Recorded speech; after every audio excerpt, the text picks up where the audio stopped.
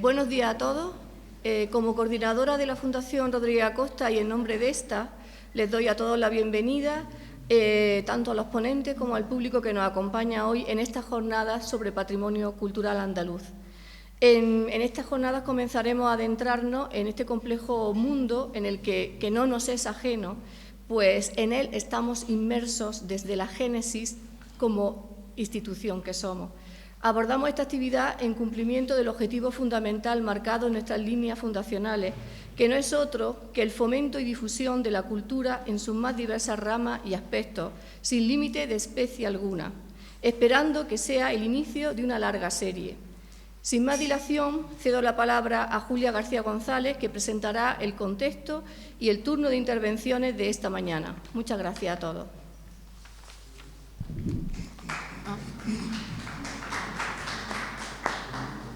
Muchas gracias, Carmen. Nos encontramos hoy en el vestíbulo de la Fundación Rodríguez Acosta para reflexionar, debatir y conocer mejor nuestro patrimonio cultural. La palabra patrimonio ha tenido una evolución etimológica a la que se han unido acepciones a lo largo del tiempo. Este término, como ustedes saben, procede del latín patrimonium, una palabra compuesta a su vez por dos lexemas, patri, padre, y monium, recibido.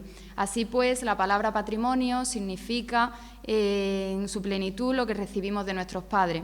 Difundir el patrimonio cultural es un objetivo básico para su protección. Ya señalaba Txoekagoitia que no se protege sino lo que se conoce, y con esta jornada abrazamos su vocación divulgativa, vía esencial para el conocimiento, ayudando así a su tutela y difusión como transferencia de conocimiento. A través de las dos intervenciones de hoy observaremos la necesidad de dirigirnos a la protección del patrimonio integral, es decir, aquel que integra el patrimonio natural y el patrimonio cultural, pues en espacios como el conjunto arqueológico de Baelo Claudia, del que nos va a hablar Iván García, el seguir analizando la naturaleza de un lado y la cultura de otro, sin ver sus coincidencias e interrelaciones, provoca una comprensión parcial y distorsionada de la realidad. Tanto si optamos por el uso del concepto de patrimonio cultural como si lo hacemos por el de patrimonio integral, en ambos casos hacemos referencia a la acepción de patrimonio. Y es que no solo es patrimonio un cuadro, una catedral o una escultura, sino también un ritual festivo, una lengua, un ecosistema protegido u objetos documentales y memoria histórica. Y así lo reconoce la Ley de Patrimonio Histórico Andaluz de 2007. En todo ello son claves los valores, sobre los que reflexionaba ya Alois Riegel en 1903 en la obra El culto moderno a los monumentos. Y son estos los que nos permiten diferenciar claramente entre la necesidad de tutela del monte Testacho frente a los mares de residuos plásticos que circulan por nuestros océanos. El monte Testacho fue construido en Roma, a orillas del Tébore, a partir de la disposición de manera prolongada de toneladas de restos de recipientes cerámicos de almacenamiento y transporte de vino, aceite, etcétera. En la actualidad es un espacio protegido que nos permite investigar y conocer mejor nuestro pasado. Sin embargo, a ninguno de los presentes se nos ocurriría tutelar los mares de residuos plásticos que se han formado a base de toneladas de recipientes plásticos utilizados para el almacenamiento y transporte en la actualidad. Y es que son fundamentales para la tutela del patrimonio, la legislación autonómica y nacional, los planes de protección urbana, siempre que se respeten, y atender a cartas o convenciones como la Convención Europea del Paisaje, que tiene un importante papel en las políticas de ordenación del territorio. De hecho, es esencial, por ejemplo, la figura de protección de yacimientos arqueológicos mediante la categoría de conjunto arqueológico que tutela espacios como Baelo Claudia, la necrópolis de Carmona en Sevilla, Itálica, también en Sevilla, los Millares en Almería, la ciudad romana de Cástulo en Jaén o los dólmenes de Antequera, articulando su gestión sin descuidar la protección y sus servicios. Para abordar estos temas desde un conocimiento profundo, contamos hoy con dos profesionales destacados que llevan años estudiando y aplicando sus investigaciones patrimoniales. De un lado, Ángel Isaac Martínez de Carvajal, al que verán en la próxima presentación, catedrático de Historia del Arte en el Departamento de Historia del Arte de la Universidad de Granada, y de otro, Iván García Jiménez, que me acompaña en la mesa, arqueólogo del conjunto arqueológico de Baelo Claudia dentro del área de investigación y conservación. Con ellos nos adentraremos a lo largo de la mañana, no únicamente en el campo de las tipologías patrimoniales, sino también en todos los elementos que confluyen en ellas, como son el territorio, la planificación, los avatares sociales, es decir, de la vida en toda su esencia, pues todos ellos son intrínsecos a la tutela patrimonial. Y sin más dilación, pasamos el testigo a nuestro primer ponente de esta mañana, Iván García Jiménez, con la ponencia titulada La sostenibilidad de los conjuntos arqueológicos de Andalucía, el caso de Baelo Claudia. Muchas gracias.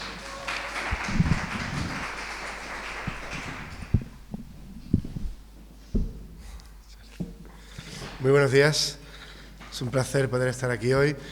Como no puede ser de otra forma, quisiera empezar agradeciendo a la profesora Julia García su amable invitación a estas jornadas y, por supuesto, a Carmen López, directora de la Fundación Rodríguez Acosta, por su calurosa bienvenida que recibo estos días, y el cual me siento profundamente feliz, ¿no?, de participar en este tipo de eventos, ¿no? Cuando la profesora García me planteó esta participación y el título concreto de la ponencia, evidentemente siempre te asaltan las dudas realmente sobre hablar sobre sostenibilidad en patrimonio, y más bien relacionado con un área patrimonial como son los conjuntos arqueológicos hoy en día, ¿no? No solo son entes que gestionan un yacimiento, sino que son conjuntos culturales que realmente gestionan un territorio, ¿no?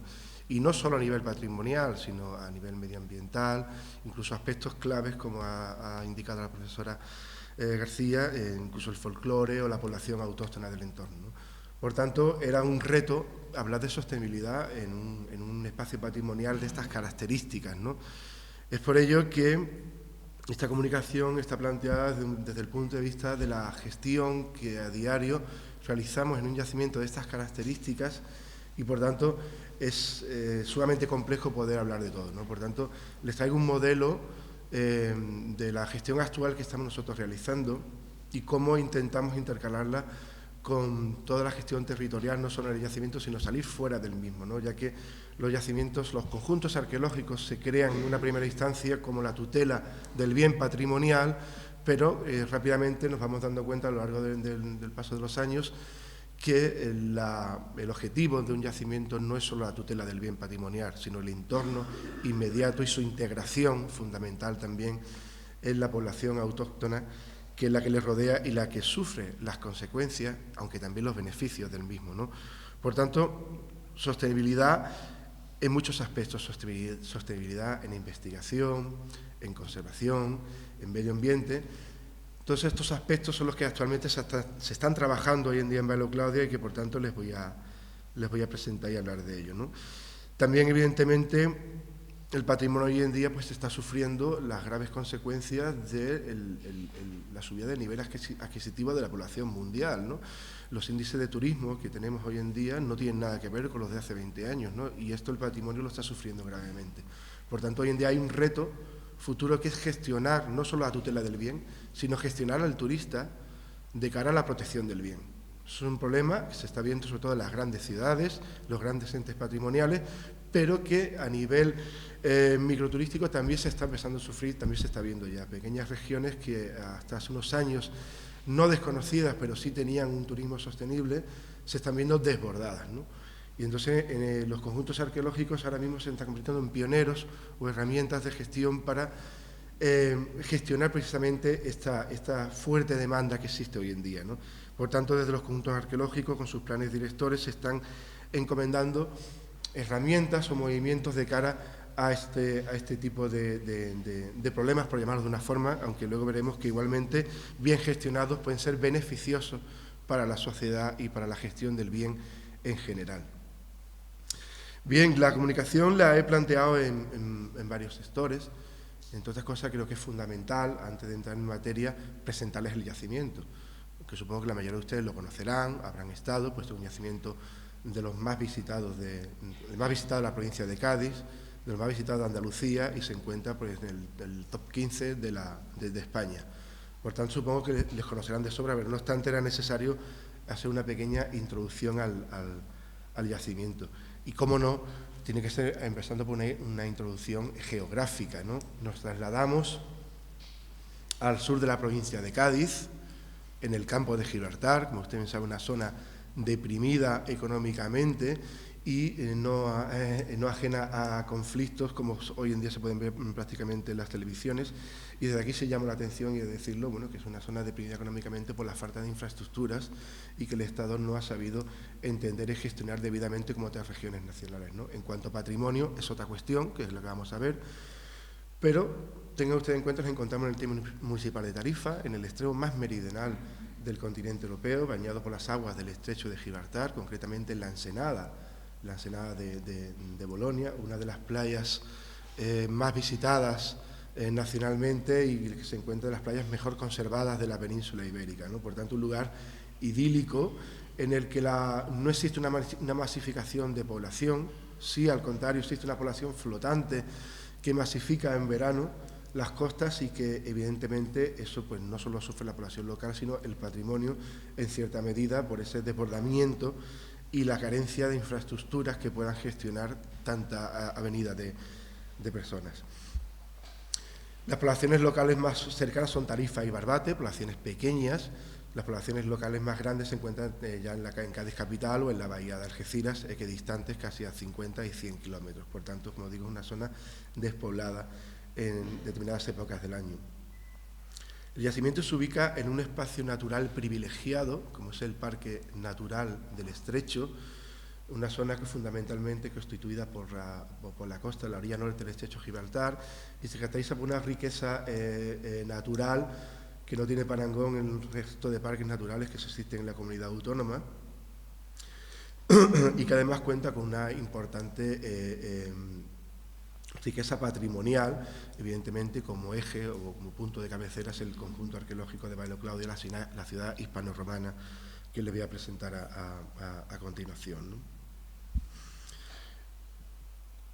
Creo que es fundamental para entender Bailo Claudia, antes que cualquier información de carácter científico, siempre lo comento, es fundamental entender la ubicación geográfica del yacimiento, o de la ciudad, la antigüedad en este caso.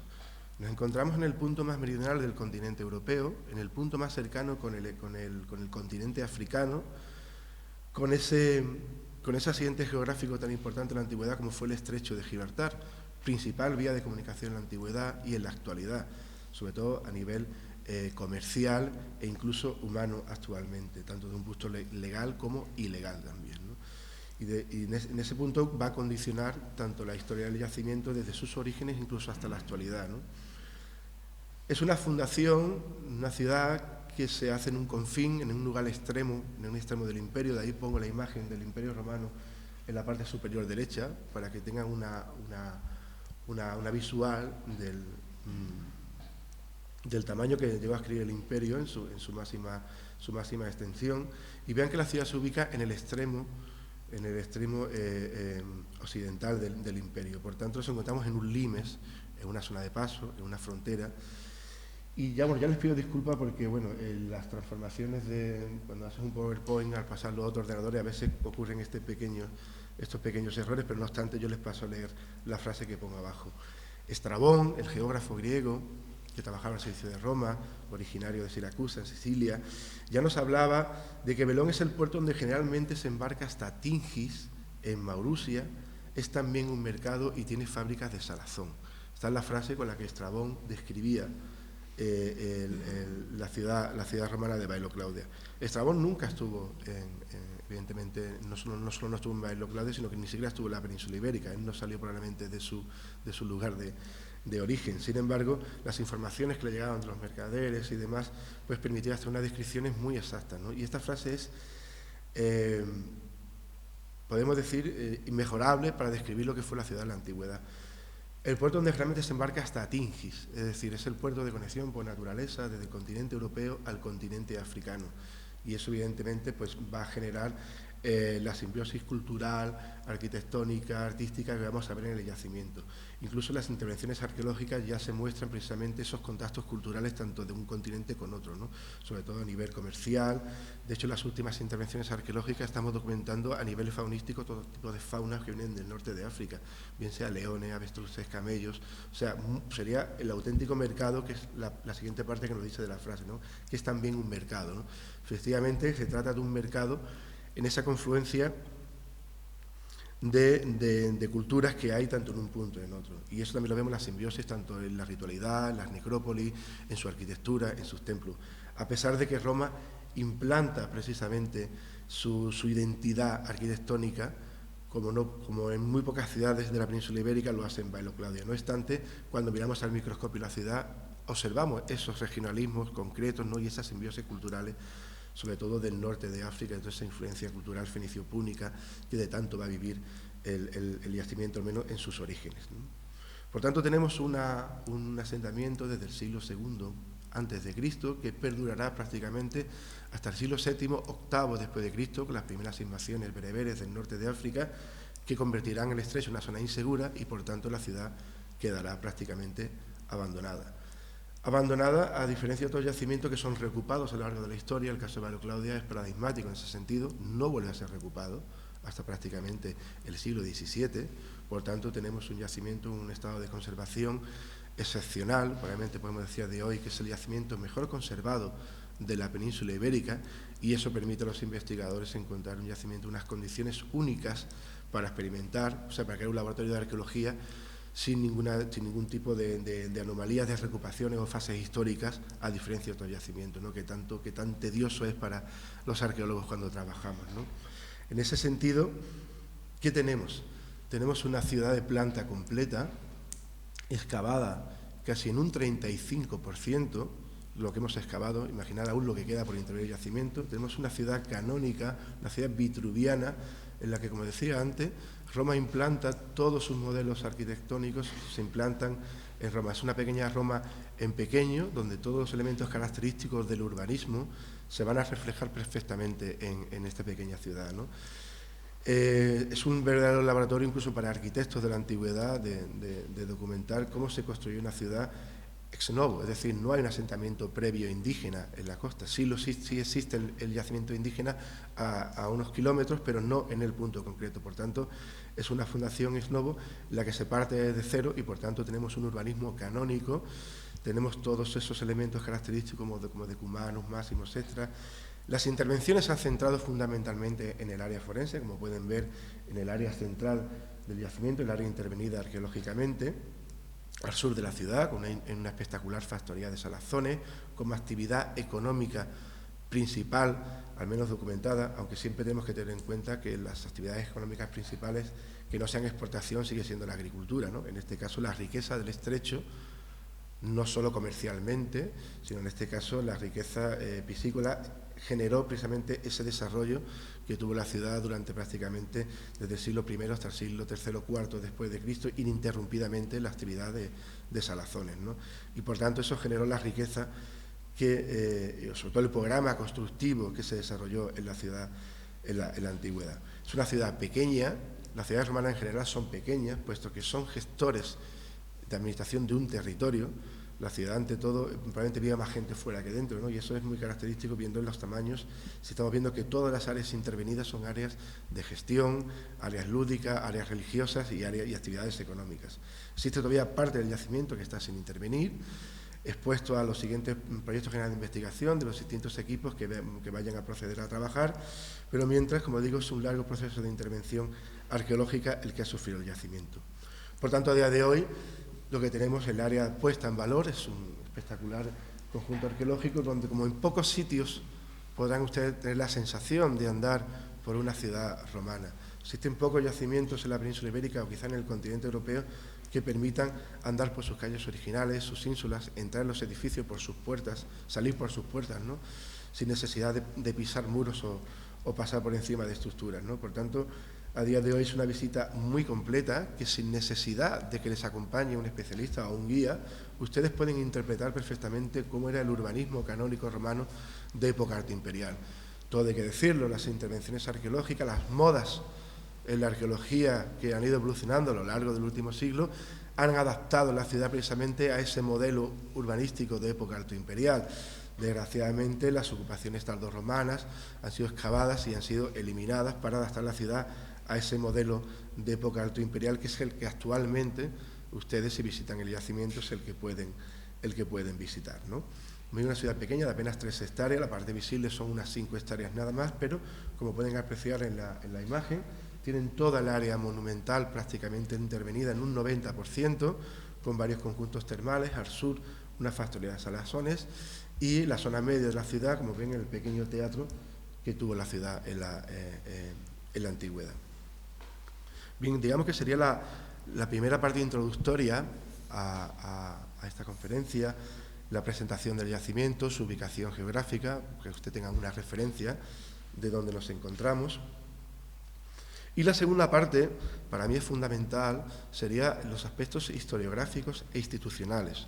Es decir, nosotros nos encontramos en una situación actual que viene de un largo proceso previo que se ha dado en un yacimiento que además se caracteriza porque el proceso no es pequeño, sino son más de 100 años en el que el yacimiento se convirtió en yacimiento arqueológico, en el que el proceso de intervención arqueológica ha sido continuado, ininterrumpido, en el que son muchas las instituciones que han participado y que, por tanto, han generado ese pasado institucional al yacimiento y que es precisamente lo que ha permitido que a día de hoy el yacimiento haya conseguido la institucionalización a la cual pertenece, que luego les comentaré, y que, por tanto, es fundamental entender.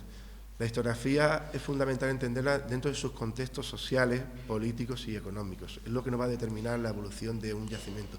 No podemos hacer historia de un yacimiento o de cualquier aspecto concreto si no tenemos en cuenta los aspectos externos que influyen, como es la economía, la sociedad o la política en general. Por tanto, a día de hoy, yo como arqueólogo no entiendo hacer arqueología sin hacer historiografía previamente.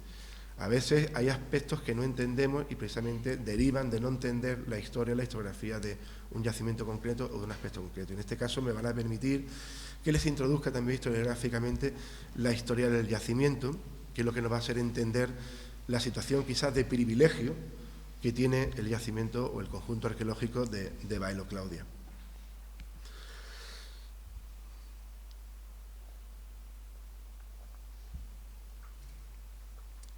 Bailo Claudia es un yacimiento que se conoce prácticamente desde el siglo XVI. Tenemos viajeros, sobre todo españoles, luego serán ingleses o franceses, incluso alemanes, que ya conocen el yacimiento. Hoy en día tenemos las guías, ¿no? La famosa guía Michelin, por la que podemos viajar y buscar los sitios, pero en la antigüedad existían también esas guías, que eran los textos clásicos. Y todos estos viajeros románticos usaban los textos clásicos de la antigüedad, de Plinio, Estrabón, etcétera, ¿no? Y por tanto existía un interés por buscar las ciudades de la antigüedad, ¿no? Bailo Claudia se conocía desde hace muchísimo tiempo, sobre todo los restos emergentes que ya existían en la Ensenada, por tanto el yacimiento se conocía. De ahí que a principios del siglo XX, con el desarrollo institucional de la ciencia arqueológica, fundamentalmente en los países nórdicos, que se irá trasladando progresivamente hacia el sur, concretamente en España no podemos hablar de ciencia arqueológica hasta principios del siglo XX, cuando se institucionaliza en las universidades, ¿no? Sin embargo, en Europa hay una corriente muy fuerte, principalmente liderada por franceses y alemanes, que con el desarrollo de la cultura ibérica, la península ibérica, habrá precisamente una lucha por colonizar científicamente la península ibérica ante la falta de profesionales que existen claramente, en este caso en España.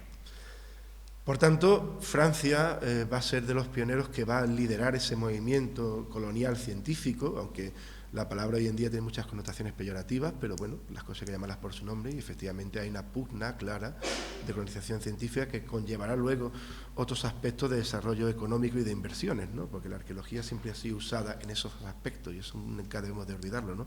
La arqueología siempre se ha usado incluso en épocas de conflictos de guerra, ya pueden ver las fechas en las que estamos, en las que se están iniciando los proyectos arqueológicos en Bailo Claudia coincidiendo con los conflictos mundiales más importantes, ¿no?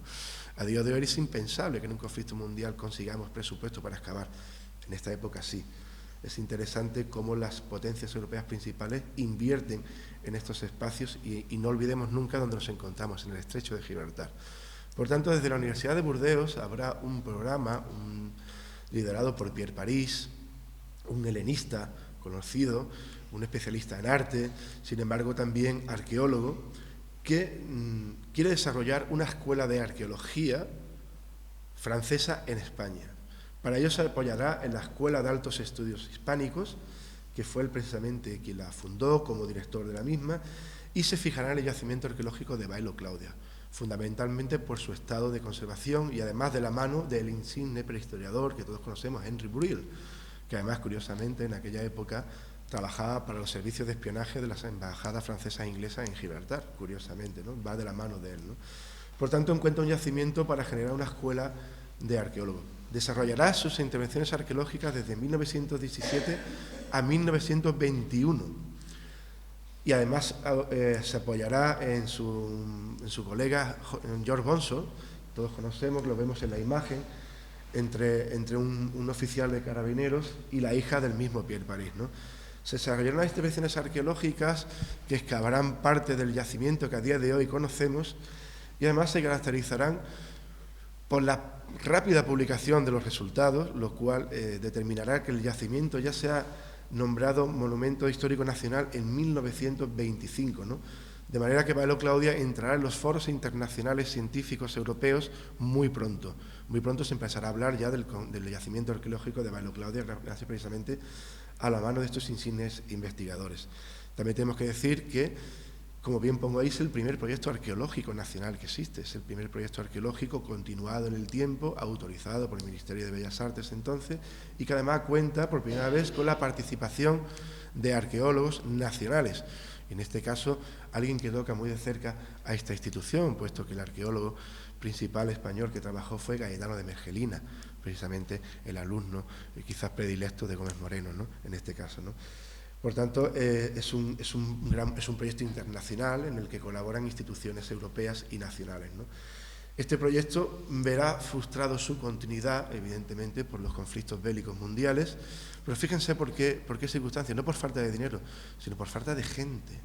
Francia tiene que llamar a fila a todos sus jóvenes estudiantes y no hay gente que pueda acompañar a Pierre Paris a seguir interviniendo. De hecho, 3 de sus hijos mueren durante la Guerra Mundial. Por tanto, el proyecto acabará, cesará y no se reanudará hasta mucho más tarde. Como les decía, se hacen intervenciones arqueológicas en todo el yacimiento.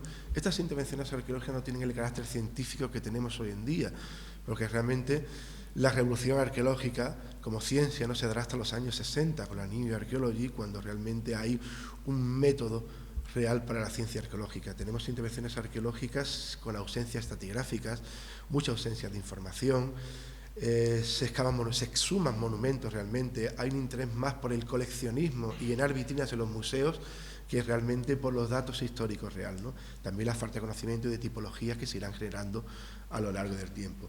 Sin embargo, marcó un hito en la historia de este país y, por supuesto, en la historia del yacimiento.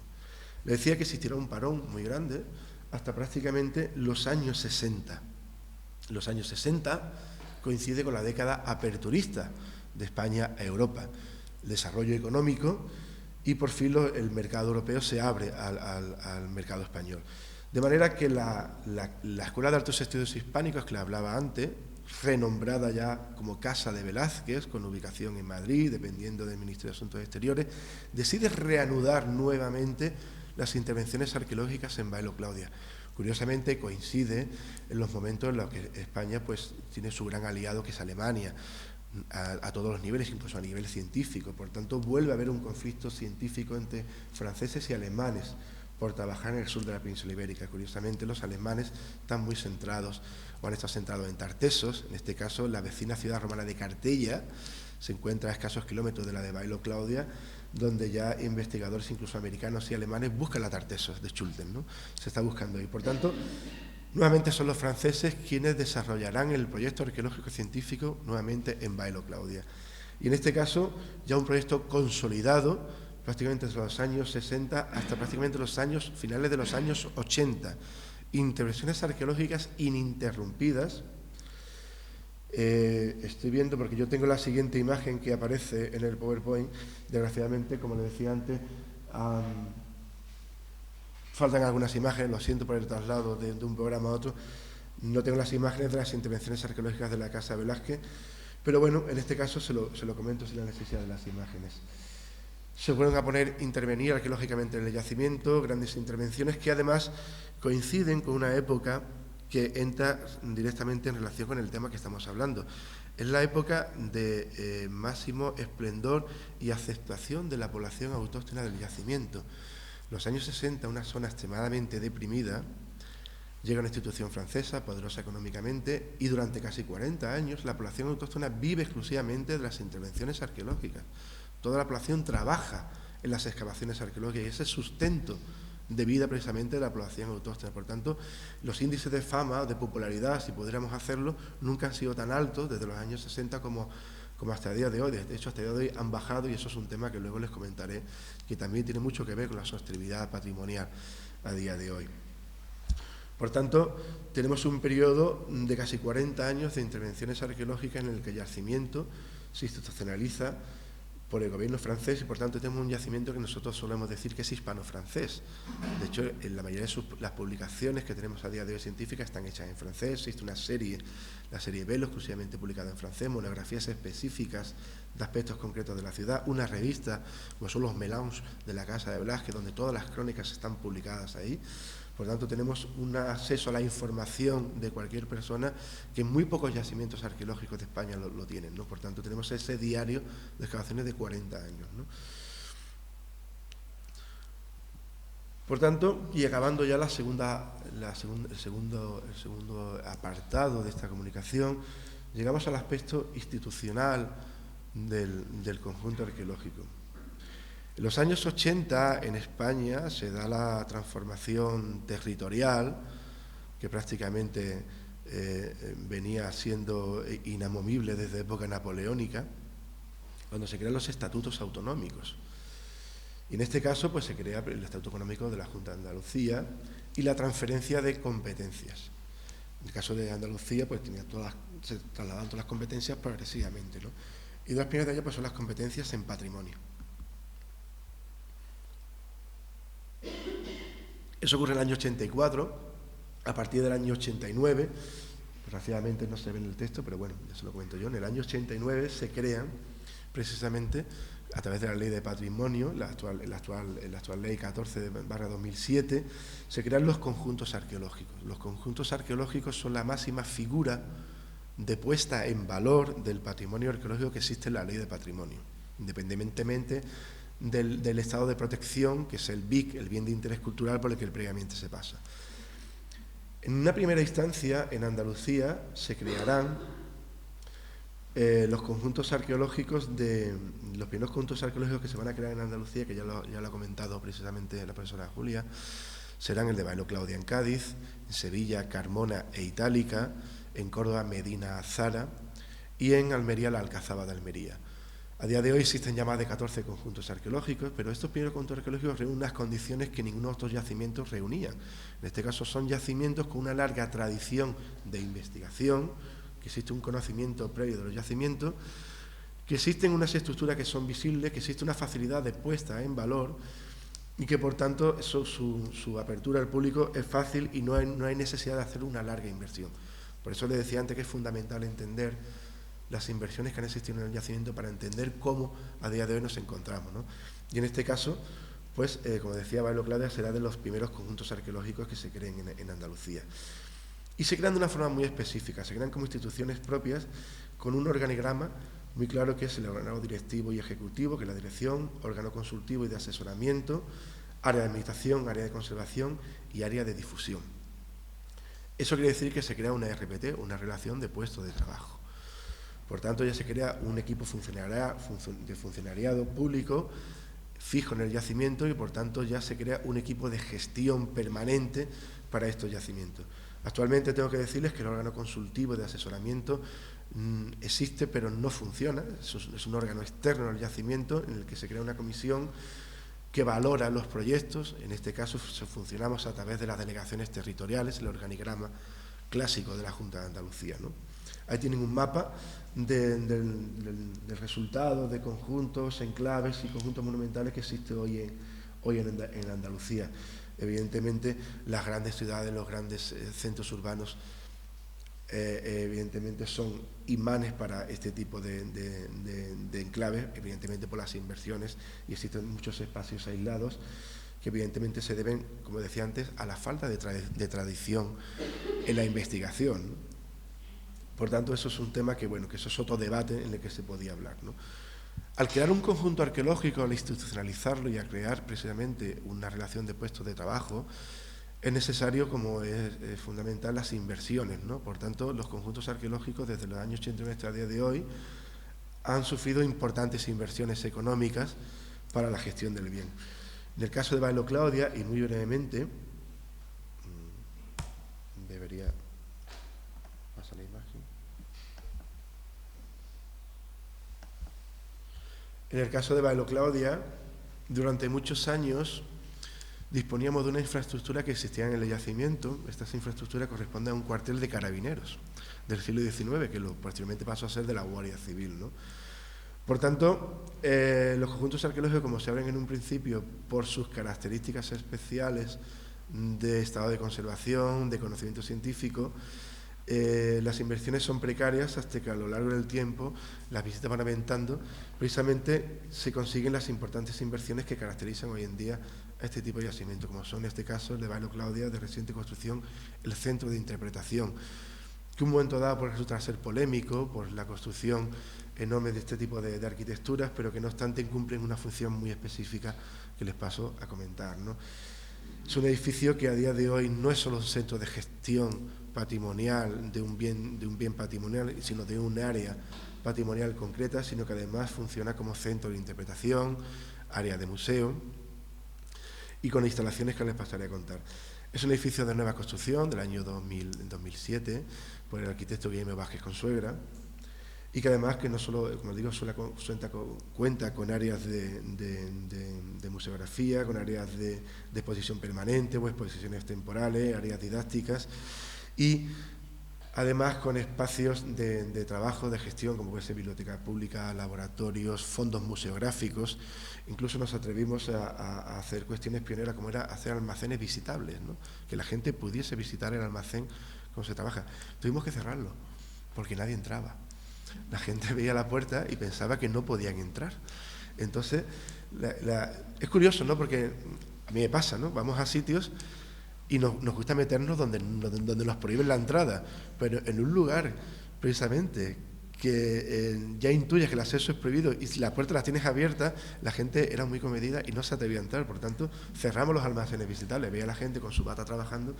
Y era curioso, ¿no? Fue un experimento, pero que al final, bueno, se utiliza para otro tipo de funciones. Por tanto, el yacimiento hoy en día funciona como un centro de gestión patrimonial.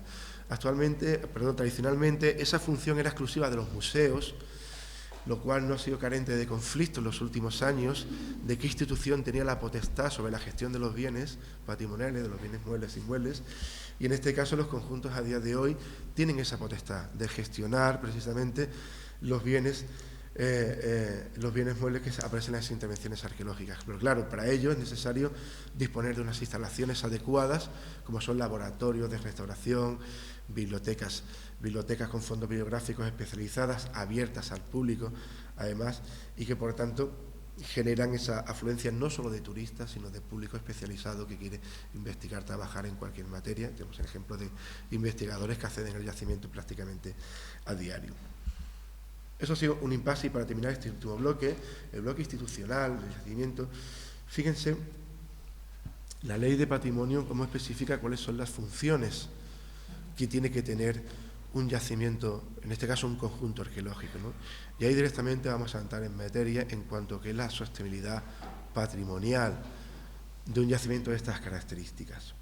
La ley nos dice claramente que los conjuntos asumirán funciones generales de administración y custodia de los bienes que tengan encomendados, y especialmente formularán y ejecutarán un plan director que desarrollará programas en materia de investigación, protección, conservación, difusión y gestión de los bienes tutelados, y, en general, cuantas les sean encomendadas por la Consejería competente de Patrimonio Histórico. Hasta ahí queda bastante claro cuál es la función de un yacimiento o de un conjunto arqueológico. Pero bien, ¿esto cómo se gestiona? ¿Cómo se hace? Muy fácil, la teoría es muy fácil, pero luego llevarlo a la práctica no es tan fácil como parece. Y antes de entrar en materia de cuál es la herramienta real de gestión de un conjunto arqueológico, sí les he traído ya un avance de las obligaciones que también tenemos de cara al sector público. Es decir, nosotros somos empleados públicos, trabajamos con los impuestos de la gente y, por tanto, tenemos unas obligaciones de cara precisamente a la ciudadanía. Por tanto, se crearon, con posterioridad a la encomendación de gestión de los bienes, las cartas de servicio. Y esto siempre lo pongo porque la gente desconoce qué es una carta de servicio de un conjunto arqueológico. Estos son los derechos y las obligaciones que nosotros tenemos de cara a la ciudadanía. Es decir, es como ese libro de reclamaciones que ustedes pueden pedir en caso de que algo no funcione bien. Solo estamos obligados precisamente a esas respuestas al público, a quien pida información, a usar los bienes tutelados que tenemos, en el caso de las bibliotecas, a mantener una investigación constante y permanente, en el caso de sus publicaciones, exposiciones temporales, a mantener unas restauraciones y conservaciones de acordes a la ley y que, por tanto, la gente está obligada a exigir que eso se hace no solo en torno a la ley, sino precisamente a los criterios que la Carta de Servicio exige. Yo se lo digo que esto lo pueden pedir en cualquier yacimiento que vayan. La ley del año 2007 obliga a todos los yacimientos públicos a tener esta Carta de Servicios con las obligaciones que nosotros tenemos de cara a la ciudadanía, ¿no? Creo que esto es importante, ¿no? Y esto es un precedente de la herramienta de gestión real de un conjunto arqueológico. En este caso, ya entrando precisamente en ese tercer gran bloque, que es el que realmente entramos en materia de cómo se gestiona y se hace sostenible precisamente un yacimiento arqueológico. Recuerden que ya les decía las obligaciones de un yacimiento del conjunto que decían que formularán y ejecutarán un plan director. Esa es la base fundamental, la que nos regimos hoy en día, es el documento oficial por el cual se gestiona un yacimiento en el caso de los conjuntos arqueológicos. ¿Qué es un plan director? Un plan director es un documento, en este caso, que nos obliga a hacerlo a 8 años, por el cual vamos a desarrollar cualquier tipo de actividad. Tenemos que planificar las actividades que se van a hacer en el conjunto arqueológico en los próximos 8 años. Y algo que no esté reflejado en el plan director no podemos hacerlo. Por tanto, la planificación futura es fundamental entender las necesidades básicas del yacimiento, los criterios en los que queremos avanzar, los criterios en los que queremos mejorar y los criterios que precisamente tenemos que dar soluciones a problemas pasados, ¿no? Por tanto, es un documento, bueno, es un tocho genial, que incluso son empresas externas las que ayudan a hacer este tipo de trabajo porque no son fáciles, ¿no? Planificar a 8 años lo que hay que hacer tanto en investigación como en conservación, etcétera. Me voy a poner las gafas porque no leo de cerca. Aquí prácticamente son líneas básicas muy generales. El documento general pues son más de casi 1000 páginas. Le traigo unas líneas generales de en este caso, que es lo que hacemos en nuestro primer plan director, que precisamente acabó en 2017. Esto no quita que actividades de urgencia se puedan planificar fuera del plan director. Eso es otro tema, ¿no? Por ejemplo, a nosotros nos pasó a riadas de agua que destrozaron parte del yacimiento. Necesitamos de proyectos y de inversiones que sí se pueden hacer fuera del plan director, ¿no? Pero en este caso, las líneas generales son adoptar los instrumentos necesarios para conseguir el aprovechamiento integral de la ciudad, alcanzar un mayor conocimiento de Vallo Claudia que complete su visión histórica y facilite la comprensión del conjunto para el visitante, enriquecer de una amplia perspectiva la relación con la ciudad, con el territorio. Y esto es importante, ¿no? Porque es por primera vez en el plan director se habla ya de territorio. Si hasta ahora los yacimientos arqueológicos siempre se centraba un poco intramuenia, ¿no? Intramuros, ¿no? Excavar para sí, ¿no? Pero ahora, como grandes gestores culturales que son de administración de un territorio cultural, fíjense qué curioso, ¿no? Las ciudades romanas de la antigüedad eran gestores administrativos del territorio. Hoy en día, la ciudad romana, convertida en yacimiento arqueológico, sigue gestionando un territorio también, ¿no? Es interesante, ¿no?, la evolución en el tiempo, pero sigue teniendo la misma función, ¿no? Por tanto, ese es el compromiso que hay que adquirir en un conjunto arqueológico. Gestionar no solo el bien, sino el territorio que le rodea. Una ciudad es el fruto de una evolución histórica probablemente de miles de años, la consecuencia generalizada de la ocupación humana de un entorno concreto. Por tanto, es fundamental entender todo el territorio para seguir avanzando. De ahí que ya incluso hablemos de territorio, ¿no? Abrir Vallo Claudia a las nuevas fronteras en campos decisivos como el turismo o el medio ambiente, que son los problemas principales a los que nos vamos a enfrentar a día de hoy. Creo que hoy España hoy en día es protagonista precisamente de las cuestiones medioambientales, ¿no?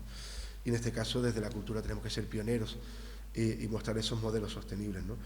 Garantizar la protección integral y tutela del conjunto arqueológico, ¿no? Nosotros, como instrumentos de la Administración, tenemos que ser muy consecuentes con el entorno inmediato, con la masificación inmobiliaria que existe, por tanto, vigilantes también en ese sentido, no solo del bien que se encuentra vallado, sino del entorno inmediato, ¿no?, que significa el área de protección, ¿no?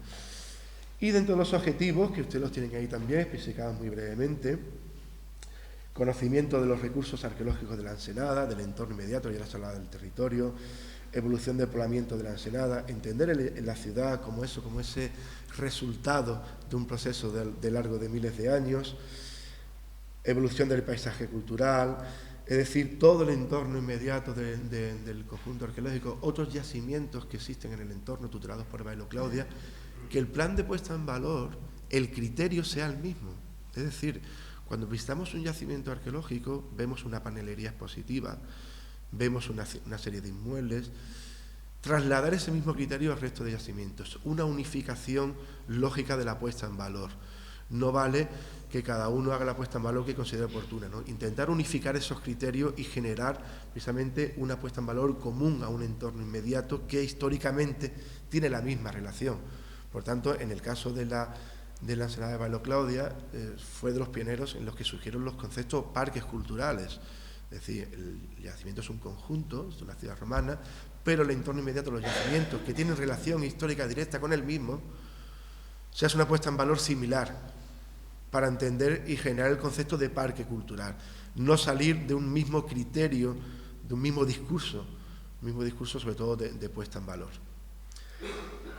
En ese sentido, por la protección legal del entorno, lo he puesto tan pequeño que soy incapaz de leerlo ahora.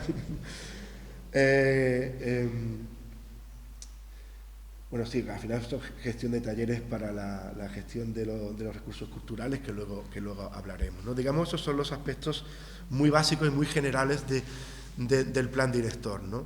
Luego el plan director vamos a ver cómo se va abriendo. ¿Cómo se hace esto? Es muy fácil definir los criterios. Nos sentamos un equipo, los definimos, pero ¿cómo se llevan a cabo, no? Para eso es fundamental entender y conocer bien el yacimiento arqueológico en el que vamos a trabajar. Por tanto, en ese sentido, lo primero que se hicieron fueron unas fichas diagnósticos del yacimiento.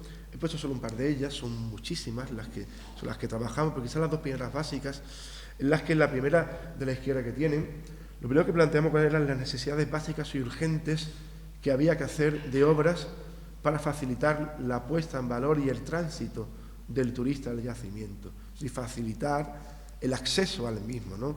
Tanto a nivel de infraestructuras como pueden ser parking, como puede ser dotación de estructuras como pueden ser fuentes de agua, ese tipo de estructuras de accesibilidad en general, y además de aspectos concretos que había que intervenir arqueológicamente para darle la sensación de que estamos entrando en una ciudad romana.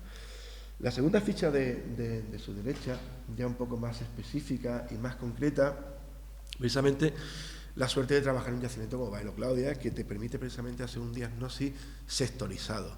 Es decir, los colores, en el caso de los rosas, indican las áreas perfectamente estudiadas, excavadas y publicadas. Es decir, con un conocimiento científico pleno entre comillas, porque bueno, la arqueología sabemos que va evolucionando y con el tiempo vamos evolucionando con los conocimientos.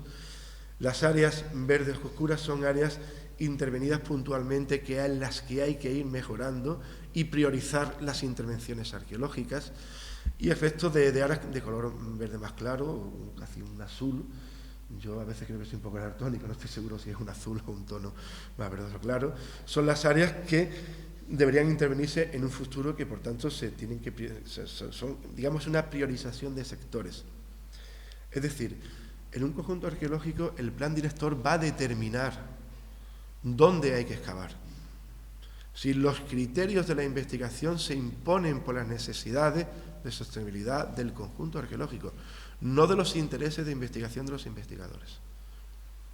Es decir, un investigador es especialista en algo muy concreto y dice, pues a mí me interesa excavar este tipo de edificios. El plan director te dice que no, que las necesidades de intervenir arqueológicamente son en función de los criterios que tiene el yacimiento para hacer un crecimiento y un desarrollo ordenado en este caso sostenible. No quiero usar esta palabra, pero bueno, creo que es necesario también para que nos entendamos mejor. Por tanto, ese es el objetivo precisamente de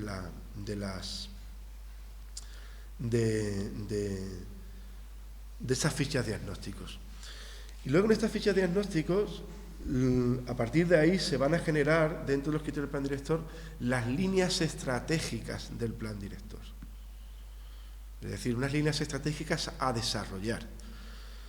Porque antes, cuando lo decíamos al principio, ¿qué es la sostenibilidad de un yacimiento?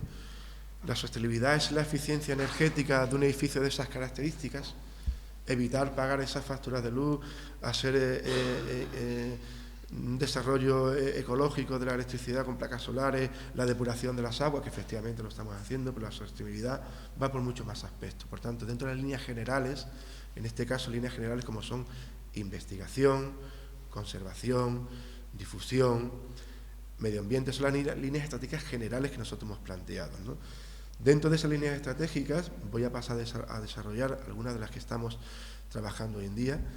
Sería imposible poder hablar de todas porque esto nos llevaría aquí varias horas, pero vamos a intentar ver las principales, las que nos estamos trabajando hoy en día. Dentro de ellas, una de las principales, quizá la más importante, creo que a día de hoy, de los grandes conjuntos monumentales arqueológicos, precisamente es la conservación. Es decir, cómo conservar toda el área intervenida arqueológicamente durante más de 100 años. Ese es el gran objetivo y el reto de los yacimientos arqueológicos. Conservar lo que ya se ha intervenido arqueológicamente. Cuando excavamos, rompemos el equilibrio de estanqueidad de un yacimiento arqueológico. Lo exponemos a los agentes atmosféricos, que son los que causan la erosión, el deterioro y la destrucción del mismo. Por tanto, la cuenta atrás empieza. No lo vemos porque nuestra condición humana nos hace vivir una media entre 70 y 80 años, por tanto, no nos damos cuenta de ese deterioro tan progresivo, pero los yacimientos están condenados a desaparecer. Desgraciadamente es así. Hemos puesto el reloj marcha atrás, sobre todo el oxígeno precisamente oxida los yacimientos en el mar, la exposición marina, los vientos, el sol, deteriora mucho. Por tanto, aunque la gente cuando va a un yacimiento de estas características está deseando ver más espacios excavados, quiere ver la ciudad completamente excavada, es lo que realmente nos motiva a los arqueólogos a seguir trabajando, pero el objetivo principal no es ese. El objetivo principal es la conservación de lo que ya existe. Y por tanto, esa es quizás, creo que a día de hoy, la línea principal de trabajo del plan director de Baelo Claudio, que es conservar lo que ya se ha excavado. ¿Qué ocurre con la conservación, o en este caso, restauración? Pues ocurre algo muy desagradable. Y es que no existe un criterio unificado en la restauración. A día de hoy puede parecer extraño, pero no existe. Quizás Italia es el país más avanzado en restauración a nivel mundial, donde quizás sí son un poco más conscientes de la unificación de criterios, pero desgraciadamente a día de hoy se han hecho multitud de reuniones a nivel autonómico y desgraciadamente no existe un criterio unánime. Existen unas comisiones, evidentemente, por las que se trabaja y se hay un seguimiento, pero yo he traído esta imagen, le he puesto un proyecto de conservación a raíz de este primer plan director, ¿no? En este caso del área forense de Baelo Claudia, en este caso en el pórtico oeste del yacimiento, en el que usted puede ver en la imagen de la derecha, ve esa cantidad de parchecitos. Esos son multitud de restauraciones que se han hecho a lo largo de más de 40 años. Tenemos un pórtico con un suelo conservado original en torno a un 30%, de opus ignino, ese opus hidráulico tan característico de los pavimentos de época romana. Había un proceso de restauraciones que a día de hoy no solo afeaba el espacio, sino que además no tenía criterio y que por tanto los materiales que se usaban hace 10 años a día de hoy pueden estar prohibidos, pueden ser agentes nocivos incluso para la restauración del patrimonio. Por tanto, en las líneas estratégicas de conservación y restauración del plan director planteamos restaurar aquellos espacios, eliminar restauraciones nocivas o mal hechas para aplicar un nuevo criterio de restauración que sea el mismo para los años venideros, es decir, que sea siempre el mismo tipo de restauración, lo que va a permitir que dentro de 100 años identifiquemos que es una restauración y que no se camufle y tengamos, como suele pasar en muchos yacimientos, que no sabemos. Existen espacios, no sabemos si están restaurados o no. Evidentemente, hoy en día la documentación gráfica digital es tan amplia que se puede permitir, pero hace 50 años no era así. Y hoy en día hay espacios restaurados que realmente no sabemos si los restaurados son originales, suele pasar, ¿no? Por tanto, ese plan director plantea una restauración lógica de cara a ese futuro, ¿no? Por tanto, este fue uno de los proyectos más ambiciosos que hicimos. El hecho de que seamos un conjunto arqueológico dependiente de la Consejería de Cultura de la Junta de Andalucía no nos exime de pasar la legalidad como cualquier otra intervención de carácter urbana para un freelance o un profesional libre, ¿no? También tenemos que presentar nuestros determinados proyectos que tienen que pasar por una comisión, ser aprobados, tener un seguimiento y además presentar la memoria preceptiva al final de los trabajos. Por tanto, en este caso fue lo que se hizo aquí en Bailo Claudia. Presentamos un proyecto de intervención en el área forense, una ficha de diagnóstico en la que un mapa del área a intervenir ya localizamos todas las restauraciones que se habían hecho. Cada coloración es una intervención de restauración que se ha hecho sobre el pavimento original, intentando fecharlas, la época determinada, los materiales y plantear su reposición a una restauración uniforme y con criterio a todo el conjunto del proyecto y que además luego sea trasladada al resto del yacimiento. Ese es el criterio que vamos a aplicar en todos los procesos de restauración que se van a hacer en Bailo Claudia. Porque en Bailo Claudia, fíjense, ¿cuál es la imagen de Bailo Claudia? La imagen corporativa. Es esa basílica con esas columnas, ¿verdad? Precisamente es una imagen de una restauración, de una restauración que se hizo en los años 70 y los años 80. Es decir, es una imagen que no corresponde con la realidad del yacimiento. Por tanto, no obstante, sí hay que decirlo, que en el caso de Bailo Claudia los criterios de restauración han sido muy buenos porque la basílica se restauró, porque la basílica cayó por un terremoto. Traía una foto, desgraciadamente ha desaparecido en los fantasmas del PowerPoint.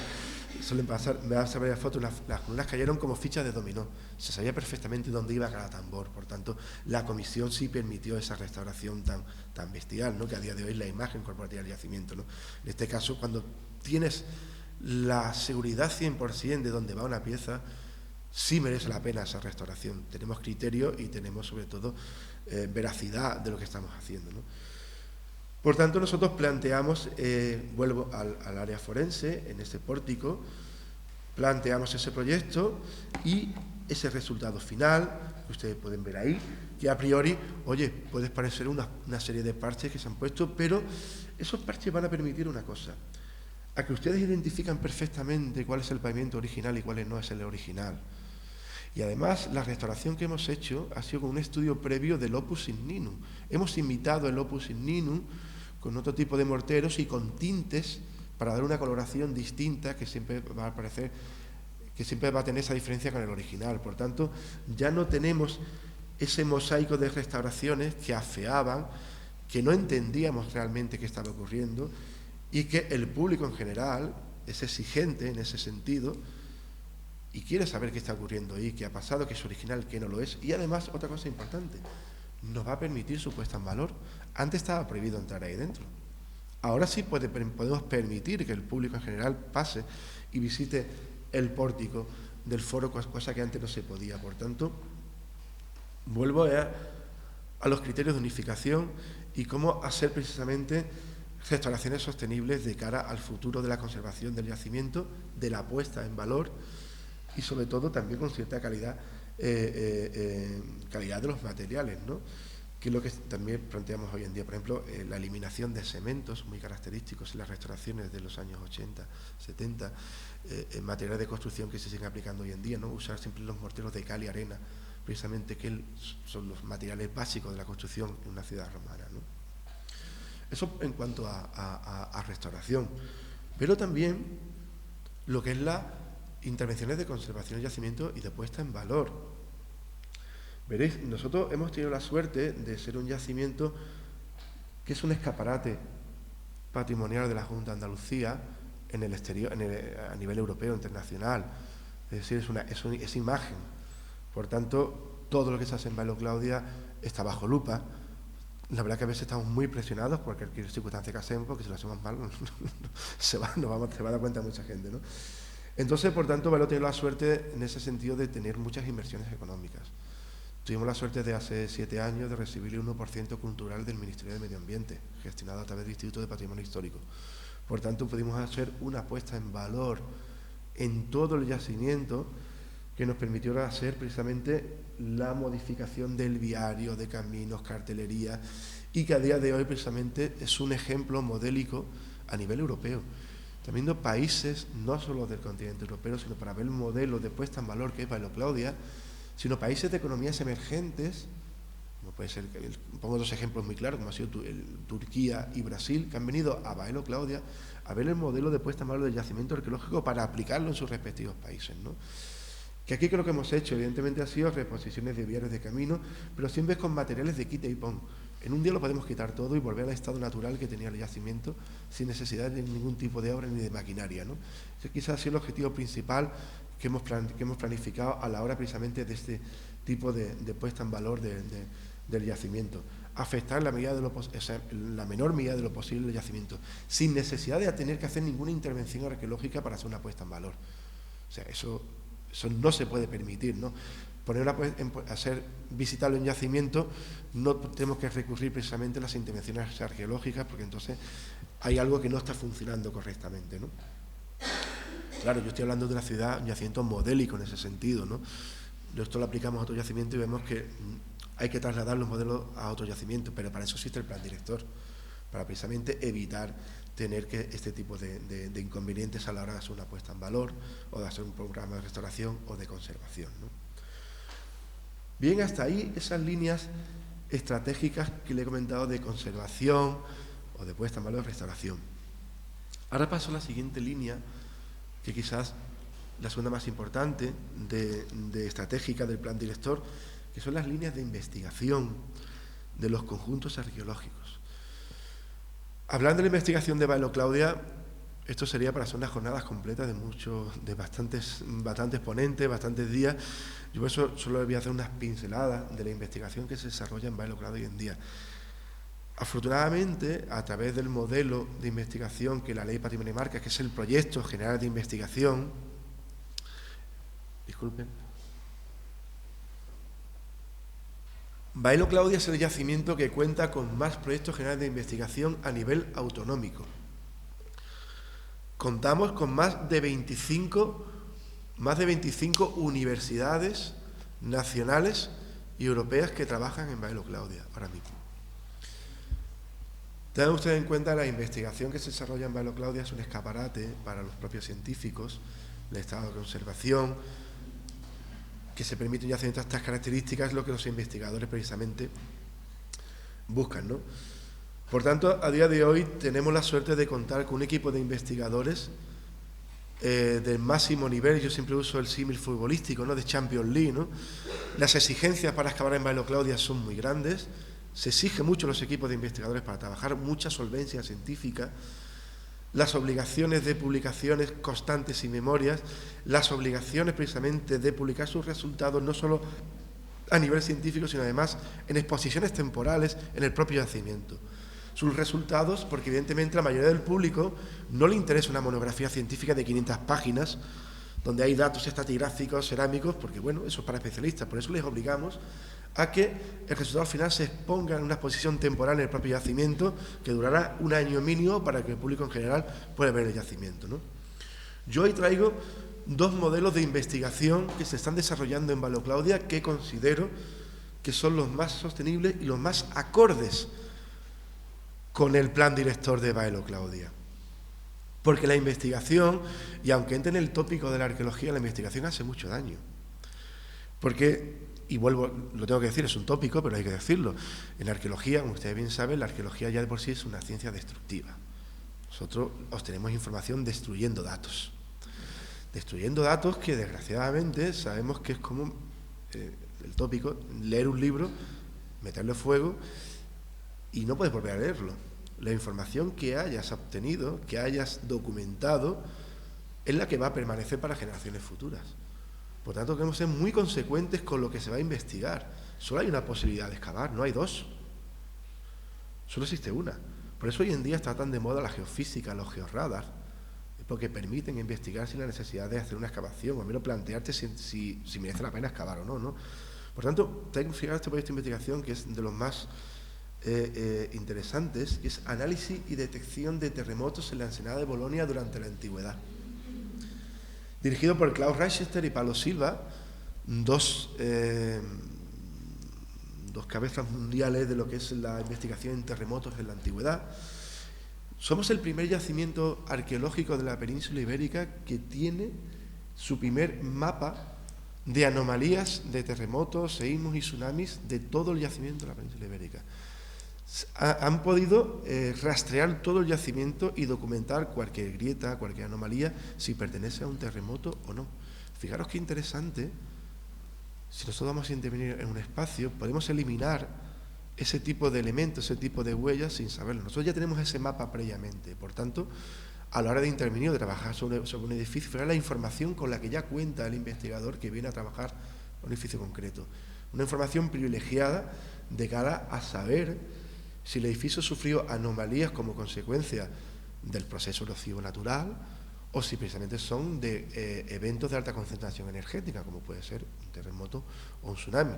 Nos encontramos precisamente en un área en que se unen dos placas tectónicas, la del continente africano y el continente europeo, y por tanto son muchos los terremotos que se dan en esa zona. De hecho, prácticamente a diario hay terremotos muy leves, muy pequeños, pero en cualquier momento puede haber uno grande. De hecho, la ciudad fue arrasada 2 veces por varios terremotos de importante magnitud, ¿no? Por tanto, es una de las líneas de investigación más interesantes que tenemos desde el punto de vista de la no destrucción, de trabajar sin ningún tipo de afección al patrimonio y dando una información fundamental de cara a los futuros proyectos que vayan a abordar precisamente el subsuelo. Porque además se trabaja mucho con geofísica, con georradares, sin necesidad de intervenir o con simplemente muestras de sedimentos, ¿no? Por tanto, traía este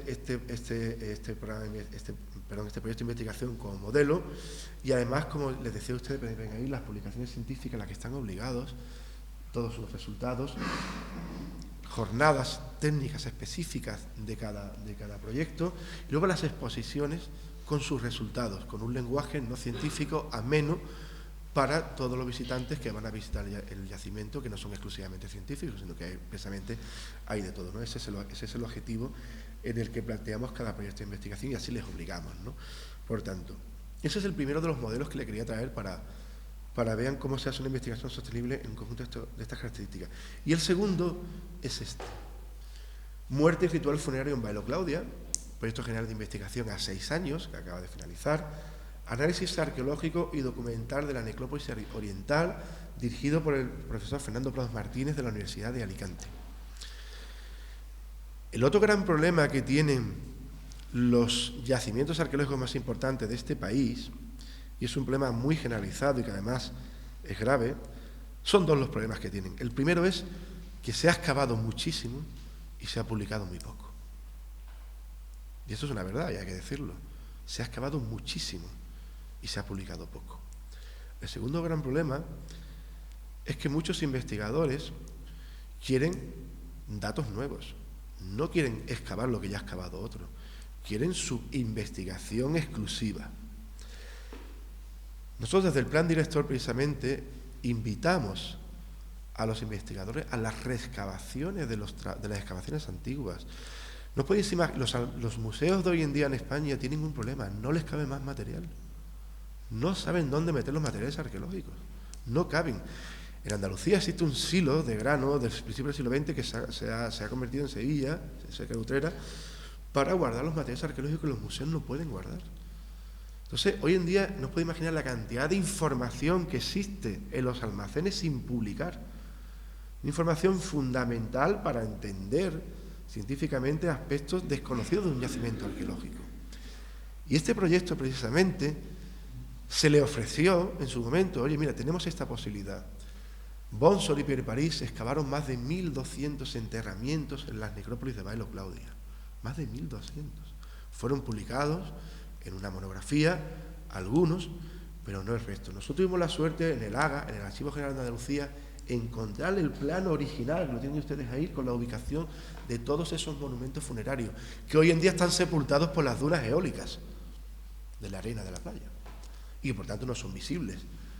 Pues esta persona aceptó el reto de reexcavar esa necrópolis, de hacer una nueva reinterpretación arquitectónica de esos monumentos funerarios que fueron excavados sin una relación estratigráfica, de buscar los espacios donde no se había intervenido para volver a intervenir, conseguir esos datos que esas excavaciones originarias no pudieron intervenir.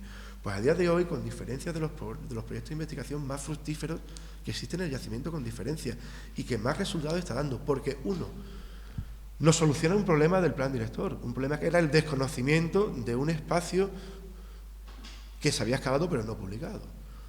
Dos, se está excavando y vamos a generar un nuevo espacio de puesta en valor para que en un futuro las personas puedan visitar ese espacio del yacimiento. Y tercero, generando una información científica de un nivel, que el nivel evidentemente es del equipo de investigador en el que están trabajando y que además desconocíamos, ¿no? Y que por tanto no genera un problema añadido. Es decir, las excavaciones generan sondeos que se quedan abiertos, que evidentemente en un conjunto arqueológico no nos podemos permitir el lujo de cerrar, porque excavamos para aumentar el yacimiento, no para volver a taparlo, ¿no? Y el mayor problema de la conservación del yacimiento viene en conservar esos espacios nuevos que se excavan, ¿no? En este caso, directamente, no tenemos ese problema. Por tanto, es un modelo de investigación que se desarrolla hoy en día y que sería genial, estupendo, que se exportara más yacimientos.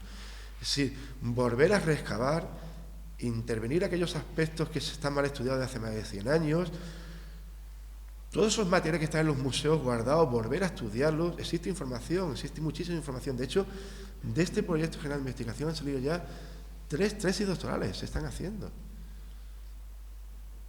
3 tesis doctorales, que no es ninguna broma, que hay estudiantes con incluso TFM, van ya también 3 o 4, por ejemplo, ¿no?